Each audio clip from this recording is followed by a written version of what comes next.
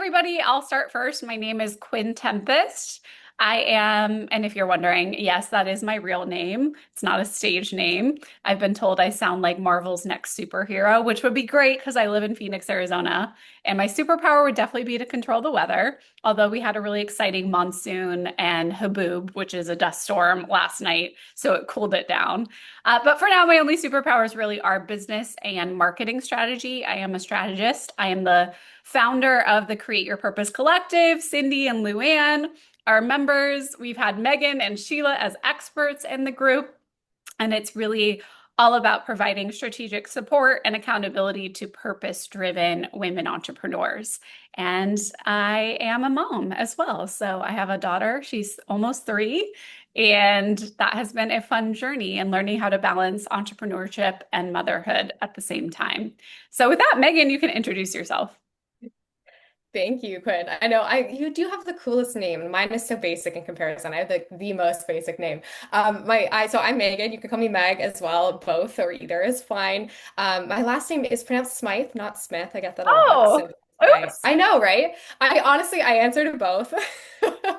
It's totally fine, but like the most basic first and last name. So I'm a sales strategist and coach. I started my business as a sales copywriter who ironically, being a sales copywriter, really struggled to sell my own services. So I could sell other people's just fine, but I did struggle to sell my own. I don't know if any other marketers here can relate to that. It's kind of a common thing I hear. I love marketing for other people, but I hate doing it for myself. So that was kind of my journey is when I finally cracked the code on that. I wanted to share, I'd finally found a way to make sales work for me in a way that felt good to me, that was actually fun and enjoyable, and wanted to share and teach that with others. So now that is what I do.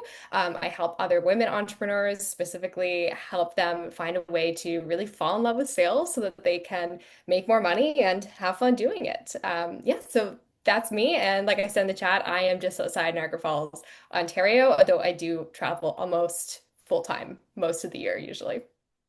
Awesome. Well, welcome everybody. We saw a few more people sign on. It's great to have you here. So, as you know, today we are going to be talking about a topic that I think is on many of our minds, as we have learned in talking with many of you before today. It's the idea of rethinking online business and what's actually working in 2025. So, before we dive into that, I think it's important that we kind of name something that both Megan and I have been hearing from so many entrepreneurs lately. And feel free to use the chat and tell me if you feel this way. Business has been slower. Anyone feel that this year? Yeah. Leads are harder to come by, and kind of the playbook that used to work suddenly isn't in the same way. And I think the fact that you are all here means that you've likely felt that too. You saw the headline and was like, yeah, I want to talk about that. Maybe it's something you've experienced, like you post on social media and you hear crickets, or you launch an offer to your list and sales don't come as quickly as they used to. Or even I've heard word of mouth referrals, and I've experienced it, aren't filling the pipeline like before. Does anyone experience any of those things? Yep, I see Jeanette. Yeah, I see some nodding heads. And it can be really disorienting. And I think honestly, too, quite scary and uncertain. And it reminds me of that Taylor Swift song. I think it's called Anti-Hero, where she goes, "It's me. Hi, I'm the problem. It's me." I think that's the common refrain, is thinking to yourself, am I the only one struggling here? Did I do something wrong? Am I the problem? And I just want you to look around this Zoom room. I currently have it on the Brady Bunch view, the gallery view, and know that you are definitely not alone. This isn't just happening to you. And what we are all experiencing is part of a much bigger shift. And we're going to talk about that, about the online business landscape, the tactics that got us here, and how they won't necessarily get us there, wherever it is we want to go. And Meg and I have talked about the fact that the question isn't, how do I hustle harder? How do I work harder and push harder? I think it's really, how do I adapt with intention and purpose to what's actually working now? And so that's exactly why Megan and I wanted to host this roundtable. We don't want it to just be a dialogue between us two, although we will be leading it. We want you to join in on the conversation because, yes, things have changed. But if we can understand not only why, but also what's next, we can stop spinning our wheels and start moving forward in this more grounded way. So that's kind of where we want to start is how the landscape has shifted and why. And so before we share our take, I'm going to pop a question in the chat for any of you to answer. You can either answer in the chat, or if you'd like to come on camera and share verbally, we would love that. So it's a conversation. You can use the raise hand feature, either with your actual hand, or you can use it on the Zoom feature under the React tab to tell me if you want to answer this question. So the question is, what shifts have you noticed in your own business or industry over the last year or two? Feel free to share it in the chat or raise your hand with that feature so we can call on you and you can share.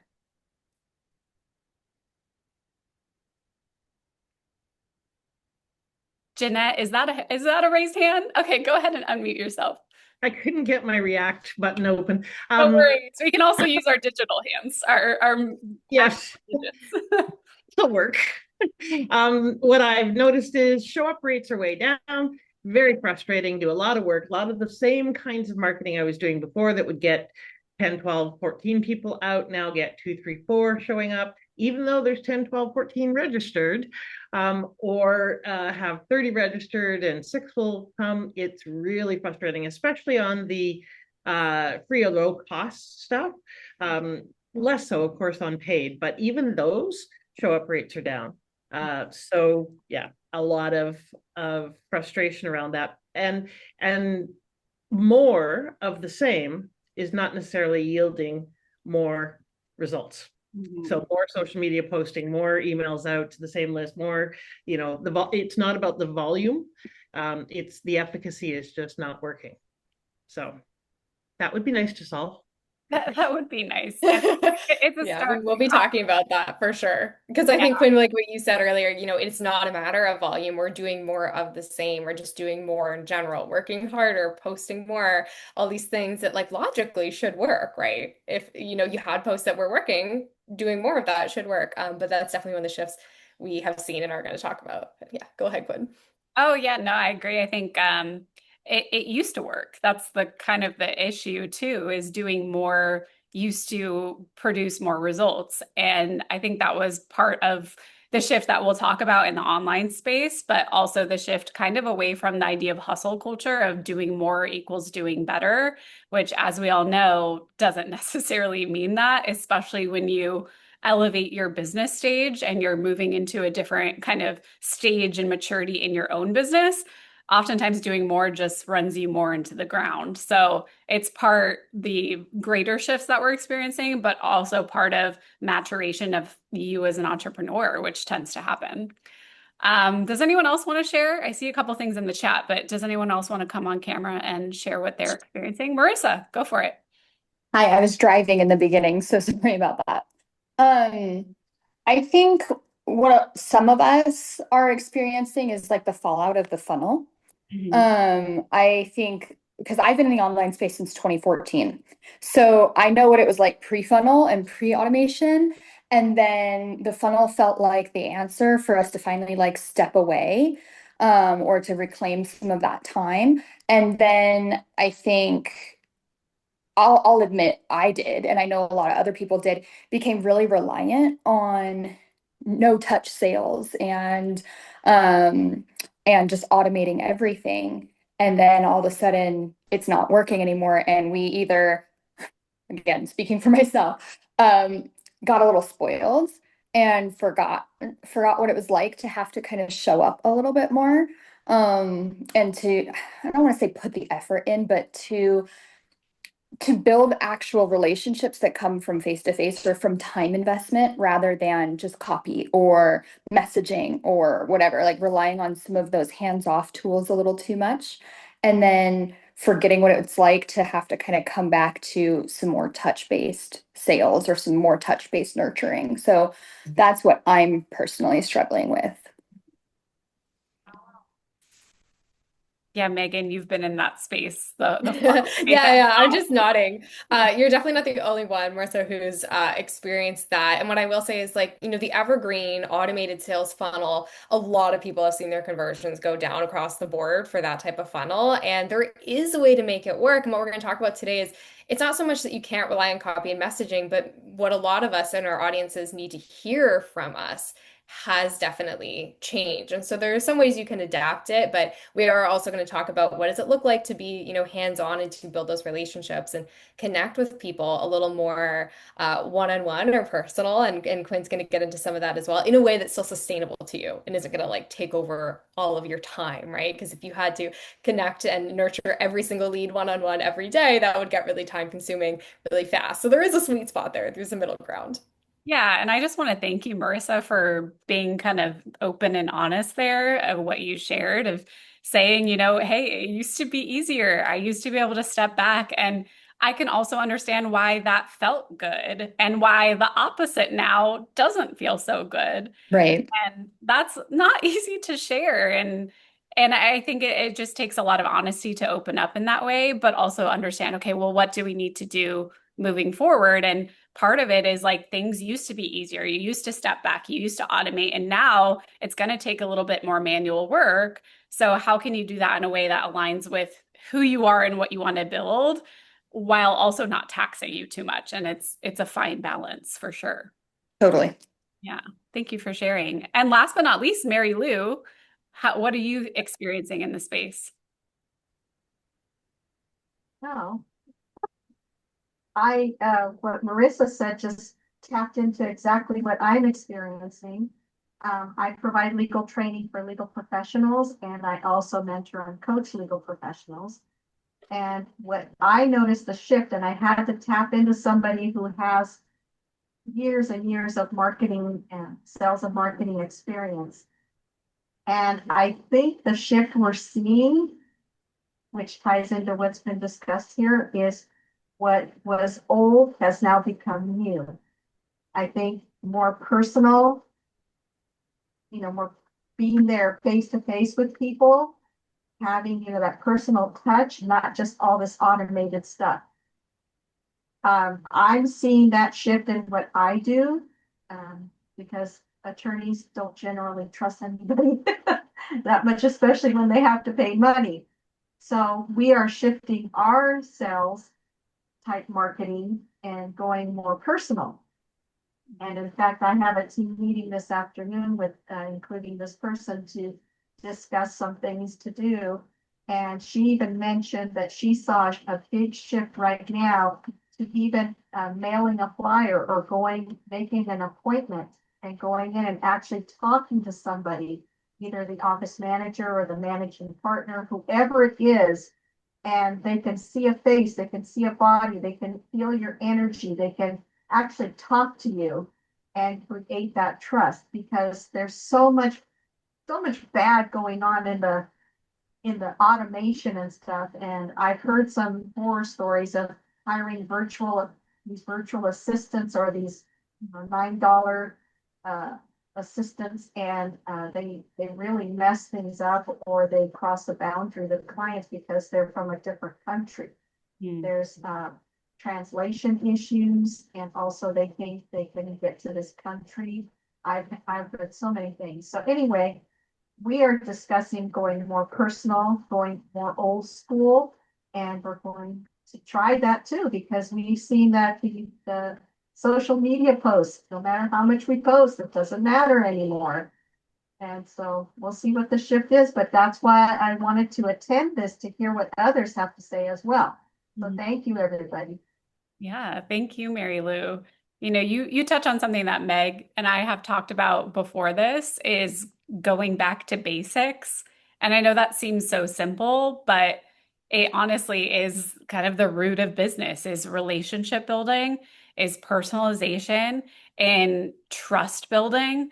I used to teach content marketing workshops all over the country, and I had this slide that was like the top slide that everyone always resonated with. And it was all about how trust is built through relationships and content can be the start of that relationship. And but that's the thing that informs people's purchasing decisions. And I think it brings up for me this idea I just heard this term recently of a trust recession. Has anyone heard that at all in this? I'll just read a little bit, but I got this summary from Google. It says a trust recession is a significant and widespread decline in consumer and even institutional trust towards businesses and other sources of information. As a result, businesses experiences longer sales cycles. We've all felt that, lower profit margins, and a greater need to demonstrate authenticity and build genuine relationships to regain customer confidence. And I think that actually dovetails nicely, Megan, into what we wanted to talk about next is, well, how has the landscape shifted? And also, more importantly, why? So that we can kind of understand, okay, what are the dynamics at play here? Obviously, I think the trust recession is a big piece of it, but let's unpack that a little bit. And you guys can share a little bit in the chat too, what you think. Because what I've been seeing is there's like a few things at play. Obviously, political, economic, and then the online business space has matured. So it's all these different areas of uncertainty that have impacted the market that we are in. And I think we can, like, I'm not an economist or a political science person, but I think we've all felt the effects. But I think where Megan and I wanted to kind of focus was the online business maturation and the space that we all wade in has changed, from the peaks in summer and fall of 2020 when people were getting laid off, they were exploring fractional consulting or freelance work or small business ownership, and everyone was online. All of our interactions and our relationship building was online. And then I remember, I'm sure many of you experienced this too, right after vaccines came out, my results started plummeting. So it's interesting because in-person businesses had a slump during that time, whereas the online business industry started to have a peak. And now we're almost in a maturation phase of people have been getting weeded out of the space, but for all of these different reasons we're talking about. And now we have to do things better. We can't just get by with murder like we used to. We can't spray and pray all these different content things and just hope for the best. We can't just put things out and expect results like magic. And so, Megan, I wanted to kind of chat with you about that of like what you've seen in the online business space and why you think things have changed so much. Yeah, absolutely. And then Zuza, I saw you had your hand raised as well, so we'll go to you next. But I love what Marissa said in the chat that the online business space went from naive to mature to jaded in the Yeah. past 5 years. I think jaded and cynical is like a good word. A lot of people are saying like, the market is crowded, it's more competitive, all these things, like it's saturated, right? There's so many people doing what I do. I would actually argue it's less about saturation and more about sophistication in that, buyers in the online business space are a lot more educated and a lot more wary around buying online courses, memberships, working with service providers. That's probably the most common objection I've heard, my clients are getting from their potential clients is that, they don't, there's that lack of trust, right? And, maybe they've worked with a coach or a designer before and they were kind of burned, like they didn't have a good experience or someone, took their money and disappeared or overpromised and underdelivered and all these things. A lot of people have had experiences like that, and there's now that lack of trust. And so it becomes this question of like, what does your audience need from you in order to kind of fill that gap and repair that relationship and rebuild that trust? Because people are a lot more educated and they have a lot more questions. They have a lot more hesitation, whether that's for economic reasons or just based on their past experience. I mean, the good news is there is a way to repair that. And like, we are going to get tactical in this conversation today around like what that looks like in your messaging. But that I would say is the biggest point, like more so than the economy or AI and all these things. It's the market itself has changed. And the lack of trust is really what needs to be repaired and addressed. And I think the people who address that and are really intentional about like building those relationships and being authentic and all those things, the people who are really like good-hearted and purpose-driven, which I know all of you here today are, like that is what's going to make or break success in the future. Not the, the slimy spray everywhere, sleazy marketing of the past that people got away with in, 2020 or so. So those are my thoughts. Zuza, let's hear yours. Oh, this is fabulous. And I wrote down trust recession, spray and pray, like all these. I love it and I want to use it. And I know it will sound really weird, but all of these things are like music to my ears. Oh, And the reason why this is happening is because of the landscape that's changing and brands that have to be more authentic, they have to be more human. So, in order for a brand to be more human, that means that there's going to be a lot of room for brand strategy and then translating that based on the values onto a brand that's humanized. And that's the core of working with brands that for now are a company, organization, or a thing that sells something versus a thing that consists of people who share values, who you can align with, who have a personality. And it's funny because someone said, well, was it the club? That it was like a club when someone yeah. tweets the light. Oh, yeah. Exactly. So now the question is like, okay, so who do you see in that club? Right? And now you can't get away with like messy makeup. Everyone can see your makeup.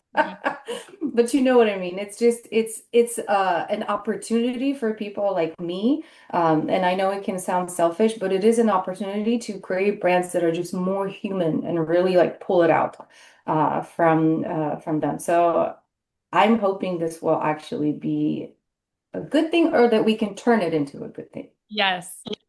I'm Mhm. so glad you said that, Zuza, because so often the conversations that I've been a part of around this topic are leaning towards, well, this used to work and now it doesn't, or I used to be able to do this and now it doesn't. And I think what there is an opportunity, like you said. I work with mainly purpose-driven coaches, consultants, and creatives. And so they started their business with a really strong why. And part of what happens with that nightclub metaphor is like when you turn on the lights, you also think about yourself, right? And you're like, what did I just do? Like, what reality was I just in? What am I wearing or not wearing? And Mhm. I think it's an opportunity for all of us to lead with more purpose, to reconnect with why we're doing the work we're doing, to really speak ridiculously clear to the people we want to reach, which is really Megan's specialty, but also kind of upgrade our internal operating system as an entrepreneur. Like we're no longer on default mode. We can no longer be just going about our rhythms without thinking and just hoping for the best because that used to work. Now we have to be better, but better doesn't necessarily mean we have to be a perfectionist. We just have to be more aligned with who we truly are. And we'll talk more about what that looks like. But like you said, this isn't just a negative phase, it's an opportunity for all of us to be better humans. So thank you for that. Marissa, did you want to chime in? Yeah, I just really, really like what Zuza said and what you followed up with, Quinn, because um I've always almost felt like I went against the grain a little bit. Like, when everybody was making their programs shorter and faster, I took a 6-month program and made it 9 months. So I was asking people to commit to me for a year almost, like between onboarding and everything like that. And my audience actually loved it. They loved going for the longer and the commitment to a transformation that was deeper. But at that time, it was like, get this done in 5 weeks or 3 weeks or whatever. So some of these tactics or techniques that became really, really popular, and they never sat well with me. Um, I felt like I was doing business wrong, or I felt like, oh, I wasn't up to snuff on that, or I wasn't cut out for this type of selling technique or whatever. So when Zuza's talking about it becoming back to like more human and coming back to more grounded, it's like it feels a little bit like coming home. And being able to separate from some of those slimy things or from some of those, I don't like the words get rich quick, but like the things that were like, go out and get the dollar, go out and get this, it didn't feel as deep, or I like the word human, as the things that always resonated with me. So it's exciting to hear that people are feeling that return or that shift to something that's a little bit more authentic, for lack of a better word. Yeah. Megan, did you have any other thoughts before we move on to kind of what no longer works and what does? Yeah, well, I was just gonna say I don't think that trend and the rise of AI, like that's not a coincidence, right? Someone mentioned earlier, the more automated and depersonalized a lot of marketing and on the delivery side as well. I see people like in their coaching programs replacing themselves with like an AI bot, or and I'm like, who's being paid to be coached by a robot, right? And like all these things, and the more valuable that human connection becomes, and like the more people are willing to pay for that, and the more that that stands out to people when you genuinely care and you give them that humanity aspect. Mhm. Zuza, any last comment before we move on? Oh, you're muted. There we go. Yes, I'm sorry. I don't want to hold anything up, but just I wrote down two things that Marissa said.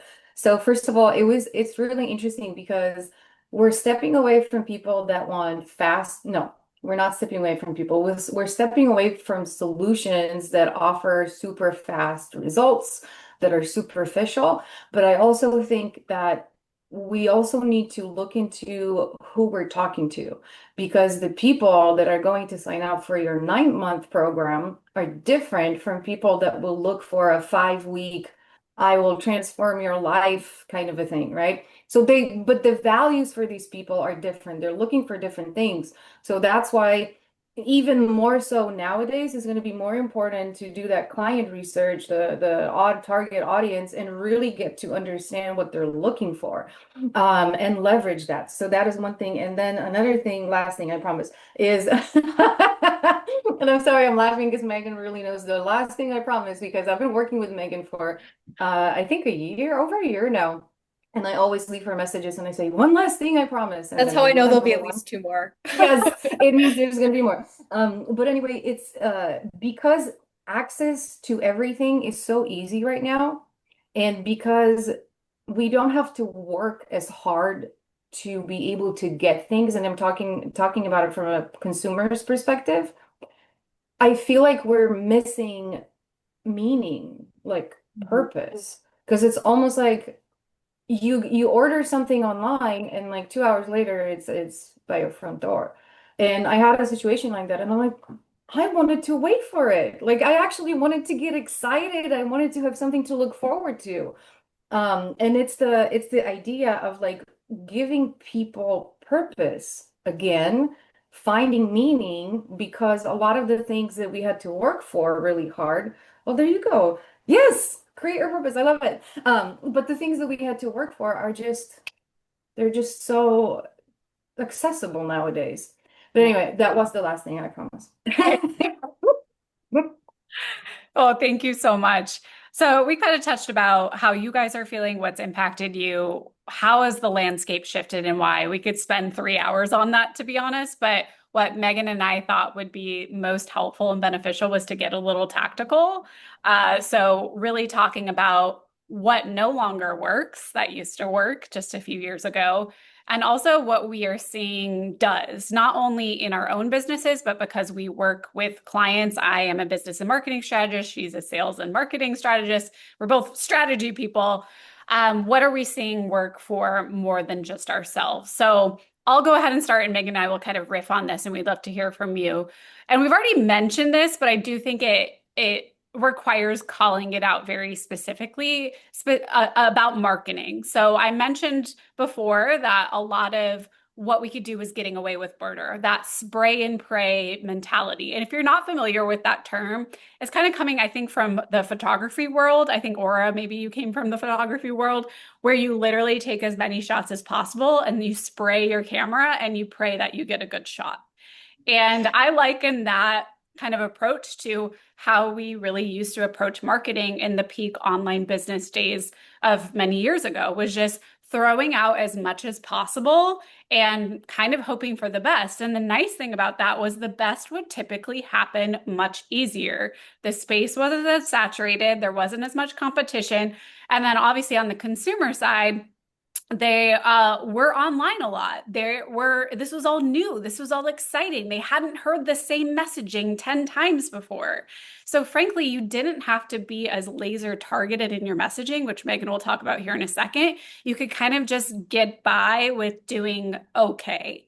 So where I really have seen things move over the past couple of years, but especially in 2025, and we've all touched on it already, which made me excited, is moving from spray and pray to relationship first. Really, really building that trust and that loyalty. So what is out is traffic chasing, posting 3 reels a day, dancing and pointing at text, and scattershot marketing. This is one of the things I work on with a lot of my clients and my collective members is not having to be everywhere at once. Instead, going in on the marketing channels that are really proving an ROI that also intersect with what really lights you up. So even for me right now, I am considering starting a Substack. I know that's what everyone's doing nowadays, but I really feel called to write and to connect with people in a more long form way. And that is what seems to also be working. So it's kind of the intersection of what channels are getting the best ROI now, what is building trust, but also like, what are you excited to do?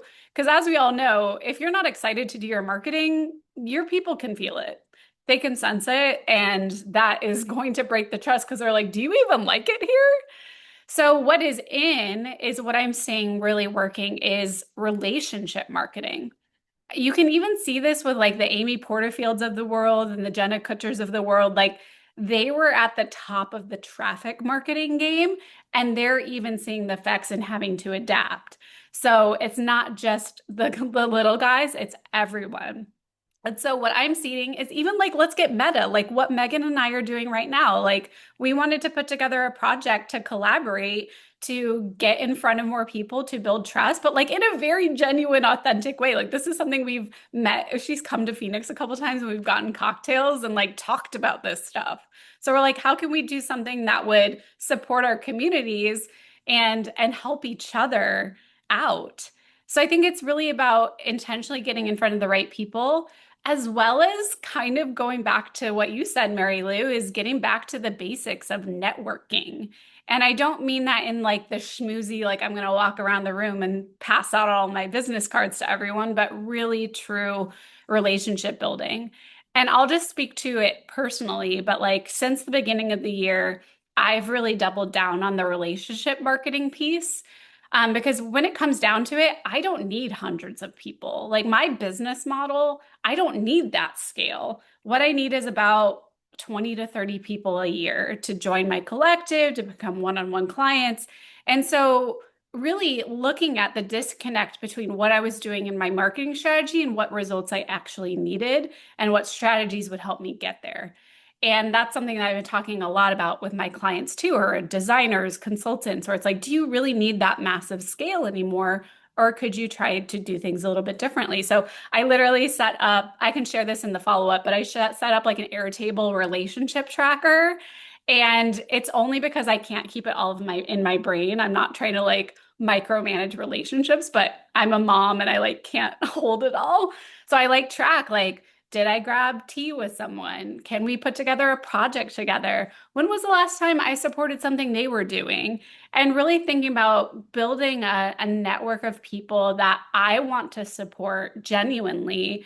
And of course, I hope they support me, but it's not like a quid pro quo. It's a real, true relationship. So I've been seeing this working really well.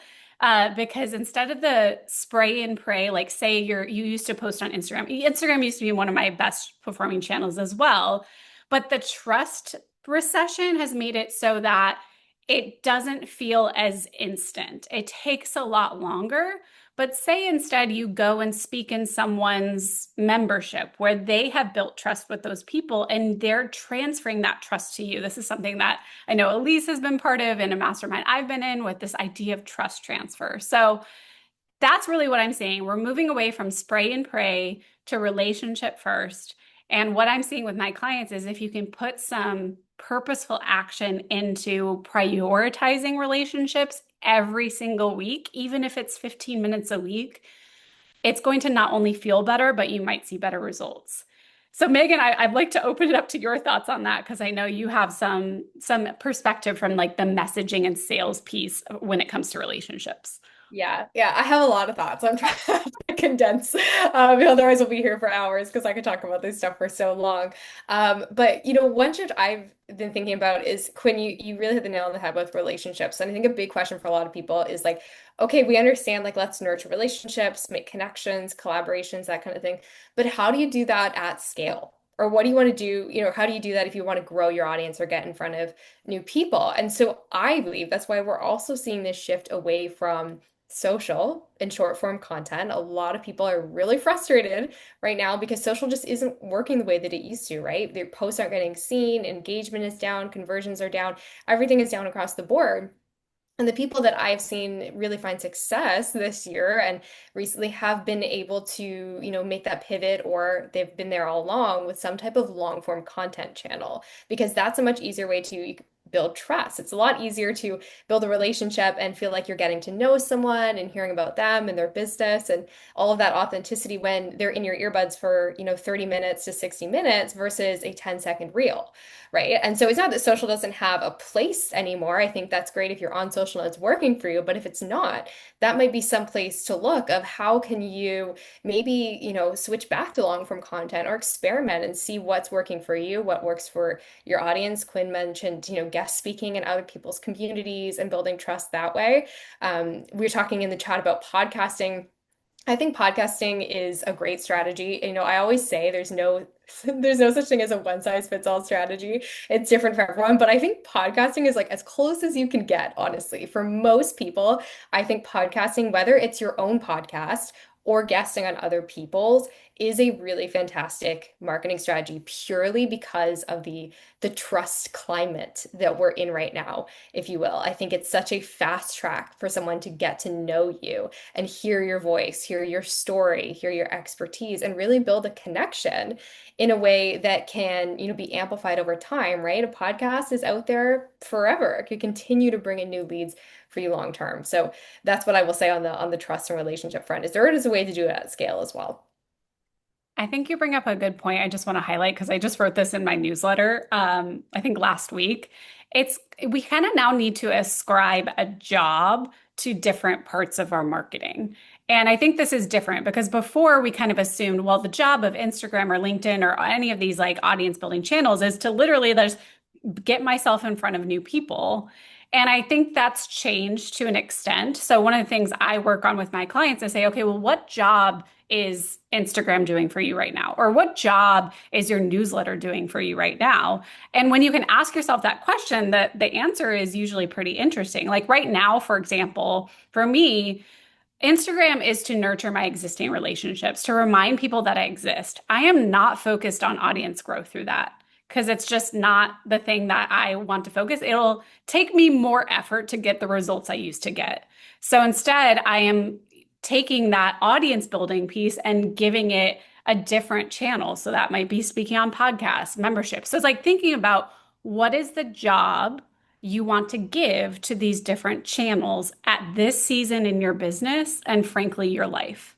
And I think when you can be intentional about that job, it absolutely changes your relationship to that platform and also how you take advantage of it instead of it taking advantage of you.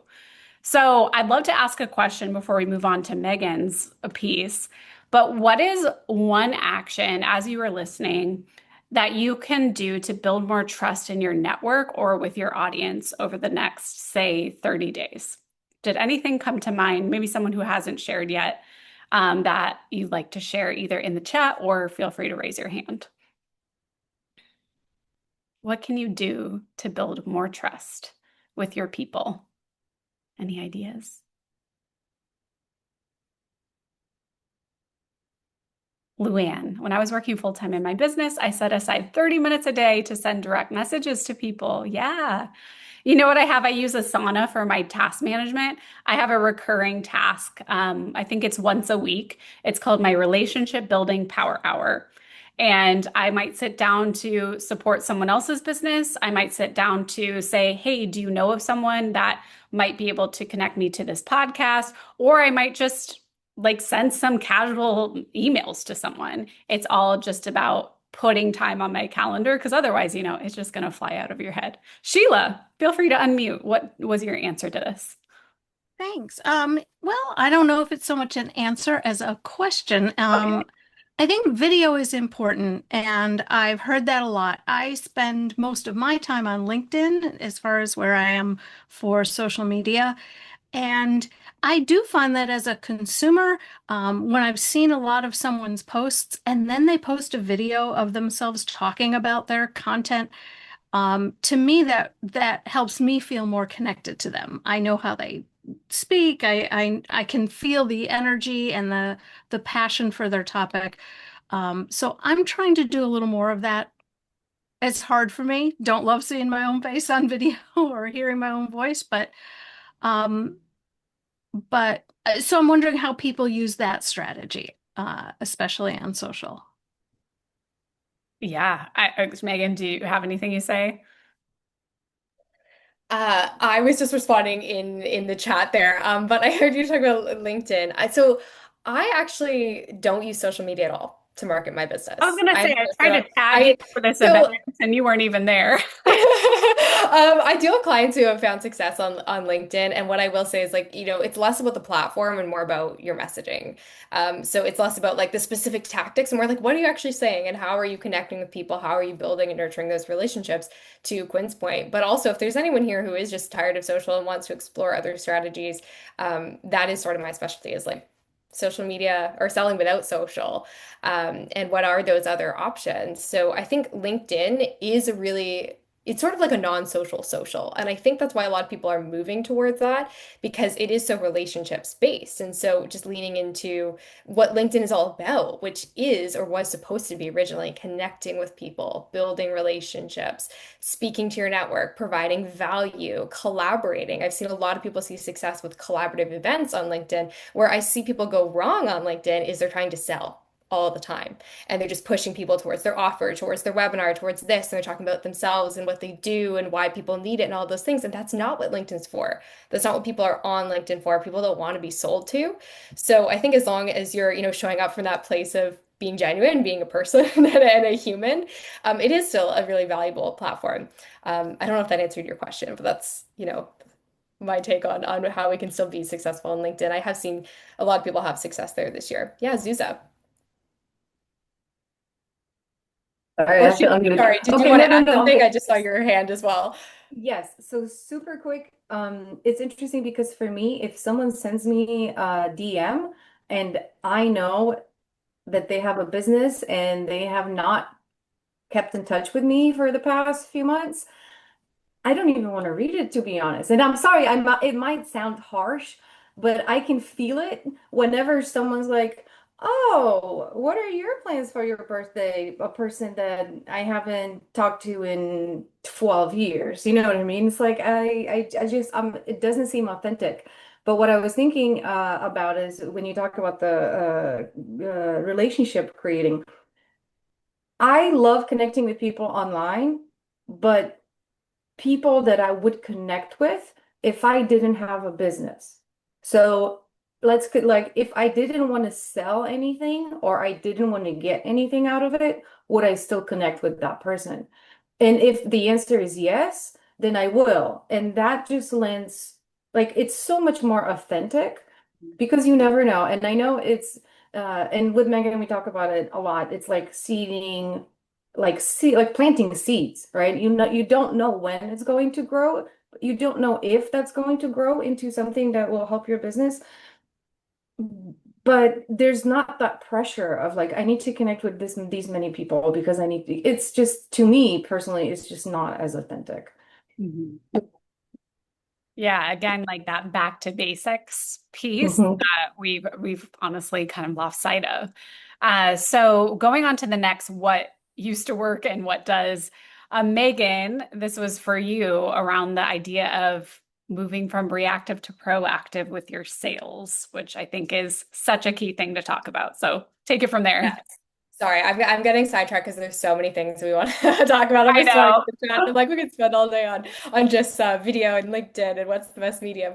So, one thing I want to mention I've heard a lot from people is people who were relying a lot on referrals and word of mouth. That has slowed down this year. And so, how can we be more proactive and intentional about building a sales system where your revenue isn't reliant on other people, right? Sending you referrals, because a referral-based business is amazing when things are busy and inbound leads are coming to you. And it's less amazing when things slow down and then you start to panic, right? Because you don't have that system in place.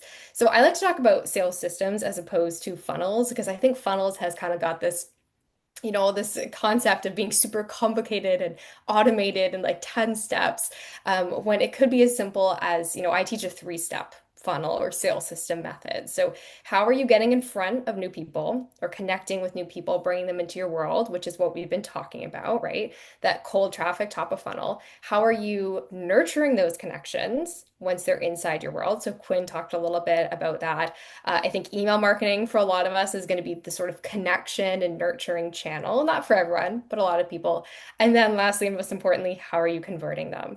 So what is your strategy there? And once you're really clear on those three steps and three phases of your system, then you can really sit down and look at the numbers to figure out, okay, where do I need to spend some time, right? Like, do I have enough people coming in? Do I need to connect with more people? Often people think they have a traffic problem and it's really a conversion problem. So people will be like, I just need to get in front of more people. I just need to book more sales calls, but they're converting, let's say, like 50 to 60% of sales calls. Okay, well, maybe you could bring more people in. It's not going to hurt by any means, but it'd be much easier to increase that conversion rate on your call. That's going to have a much faster, much bigger impact on your bottom line. So, first and foremost, you need to be clear on those things and have a really intentional and consistent system in place. And we talked about problems versus opportunities. I think that's such a fantastic opportunity for so many people, is that if up until this point you've been relying on word of mouth or just sort of guesswork or throwing spaghetti at the wall, and your business has been doing relatively well up until now, imagine what would be possible if you did have that consistent system in place, right? It just opens up a whole new world of potential and possibility in terms of sales. So that, yeah, Quinn says awareness, engagement, sales, and conversion. Yeah, exactly. So it can be super simple, but just knowing like, hey, I've got something that works here. And really doubling down on that. And I also think a really important piece here is knowing your numbers and tracking those metrics. Does not need to be complicated. It could be like 2 to 3 things that you're tracking so that you know this is working and your business isn't running based on guesswork. Yeah, I'm just catching up on the chat here. Like, just I feel like so much has changed since I had my baby. Yeah. Oh my gosh. Okay, Emily raised hand. Yeah, go ahead, Emily. Good to see you, Emily. Yeah, likewise. Thanks for having me. So I guess as I'm sitting here and listening, when I'm realizing that one of the reasons I attended was to be part of this and experience your funnel or your attempts, or you guys, you both ladies doing what you're teaching us. So I'm wondering if we can bring it into the here and now and understand where your follow-up is from doing something like this. I mean, this is basically group networking in a sense. You're trying to get us all in the conversation to connect to each other. And like, so I just wanted to see if we could kind of use this as a case study almost. You want to get meta? Yeah, I mean, we can definitely touch on that. I think so this is the second kind of purposeful business roundtable I've co-hosted, and it comes from this very idea of wanting to do more relationship-based marketing that is with people I truly admire. I align with their values and approach. Like Megan and I have met multiple times. Like we can literally talk for hours about this stuff and swap notes. So I think a lot of it just comes from wanting to do something for our communities and to share from that purpose-led place. And if we're talking and really getting meta and like going behind the scenes, like this is a way for us, for at least me, I'll speak for myself, to engage you all, to meet you. I had my daughter 3 years ago, and I feel like I was in a little like isolation silo of not really connecting with people, and I miss that. And I also don't have a connection with many entrepreneurs like you all in my real life. Like there's not a lot where I live. And so a lot of it is just coming from let's talk about these things, let's be a community. because I run my own community. We have the Create Your Purpose Collective, and I have seen so much power in women realizing they're not alone and how much permission that gives them to do things authentic for themselves. Because I think we're moving out of this space in the online market where it was like, follow this formula, buy my 10-step framework, do XYZ for your 10K month. And like that was all great for like the person creating it, but that doesn't mean it's great for you. So I think like part of the reason I want to do this from a purposeful place is to say that you can build your business how you want to. You can do it in a very human way. And I think that's a conversation we need to be having as a community and as a collective, it's all women here, collective women entrepreneurial space.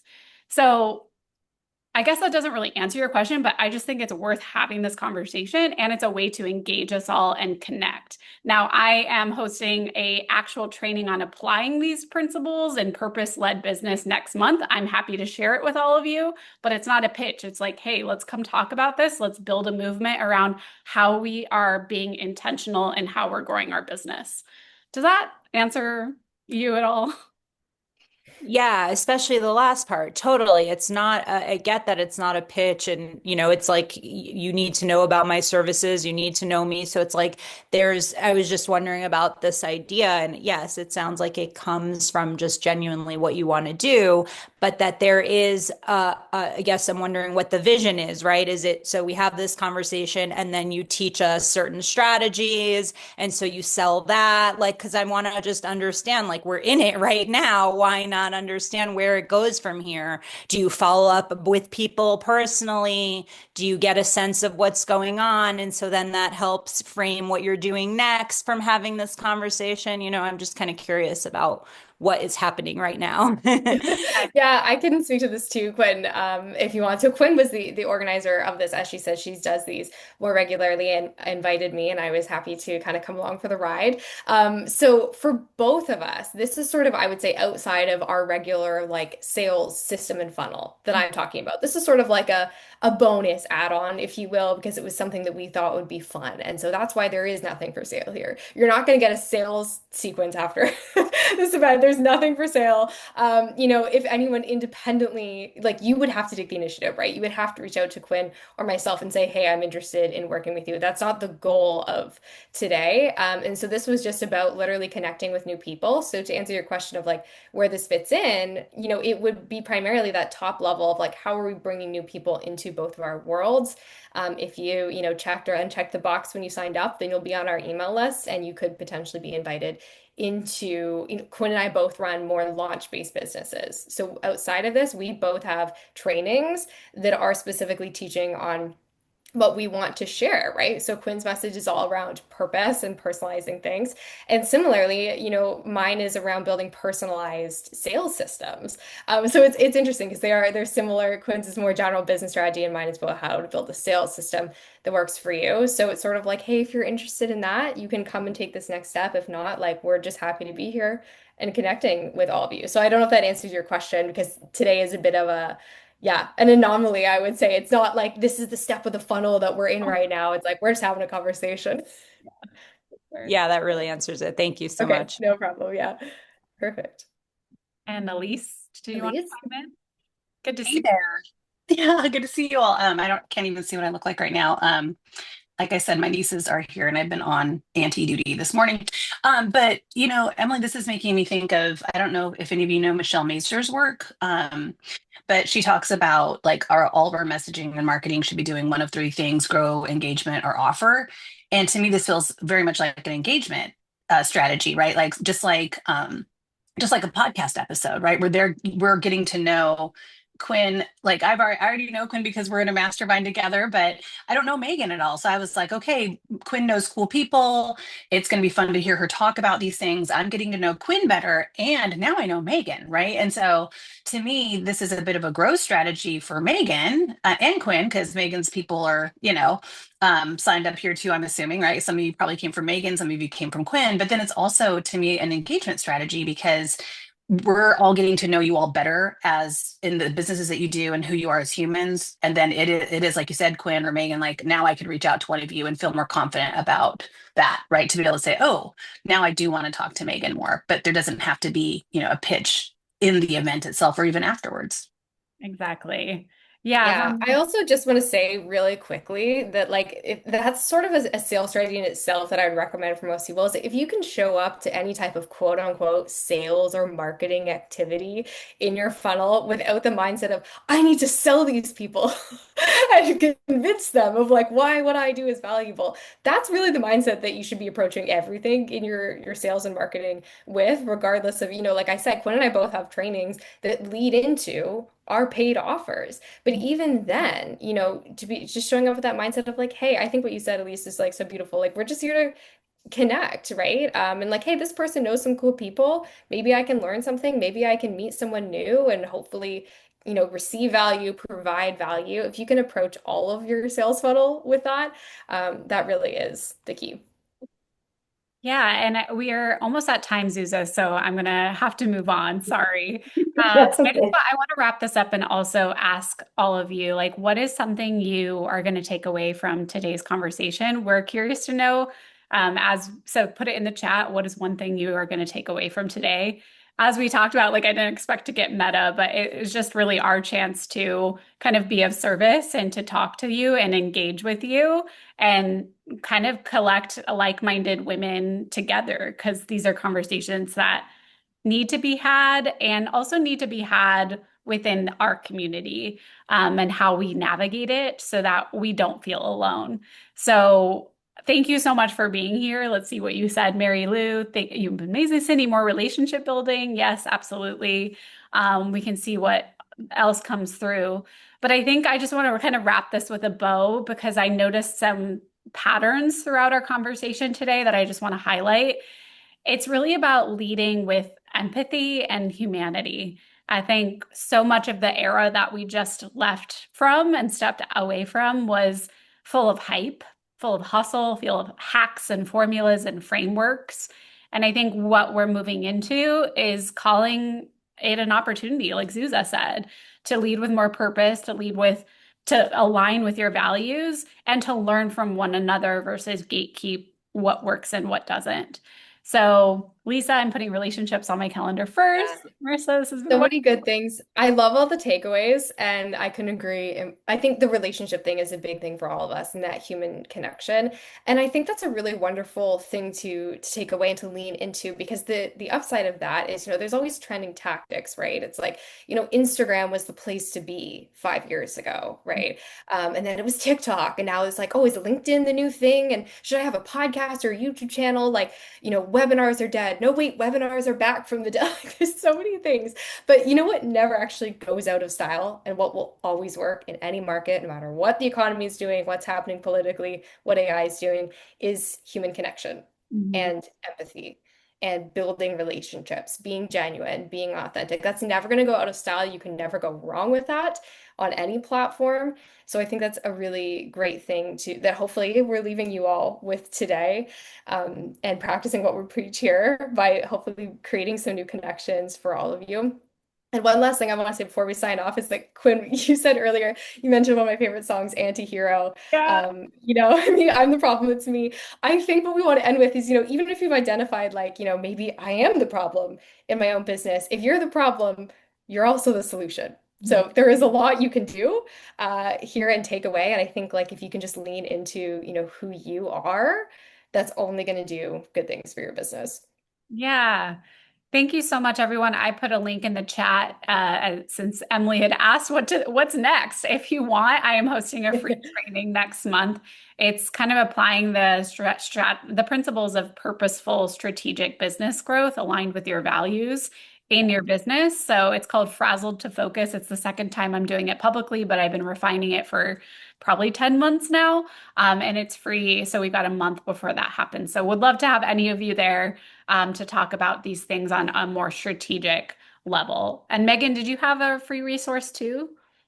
I do. Yeah, I'm just gonna drop that in the chat now for anyone who is sort of in that lead gen phase and wants a way to connect with more people or convert more clients in a non-sleazy relationship first way. I've got a guide on that. I call it warm pitching as opposed to cold pitching. So I'll drop that in the chat as well for everyone. Great. And we'll also make sure that there's the recording. We're going to put it on a podcast feed too. So if you want to listen back to it on the go, you'll have that. But yeah, thank you so much. It was great to connect with all of you. And if anything comes up or if you're like noodling on something, like we'd love to hear it. As we said, like we could have fit a lot more into this, but we only had an hour. So we want to keep this conversation going. So feel free to reach out to either myself or Megan or both of us, to be honest, because we'd love to keep talking about this. So Yeah, thank you, everyone. absolutely. Thank you all so much. Bye. Have a good day.